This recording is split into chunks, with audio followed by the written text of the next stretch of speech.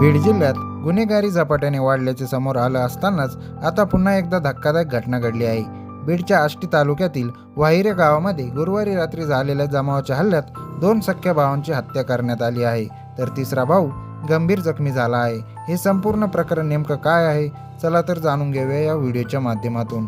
बीड जिल्ह्यातील गुन्हेगारी घटनांमध्ये सातत्याने होणारी वाढ आणि त्यामुळे निर्माण होणारे तणावाचे वातावरण यावर नियंत्रण ठेवणे प्रशासनासाठी मोठं आव्हान ठरत आहे। याच दरम्यान आष्टी तालुक्यातील वाहिरा येथे गुरुवारी रात्रीच्या सुमारास काही लोकांनी लोखंडी रॉड धारदार शस्त्राने 3 भावांवर हल्ला केला।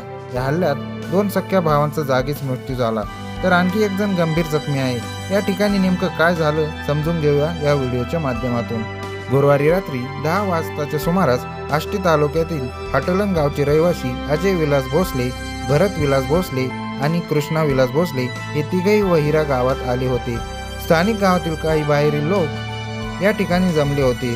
सायंकाळपासून सुरू असलेल्या चर्चेनंतर रात्री उशिरा वादाला सुरुवात झाली।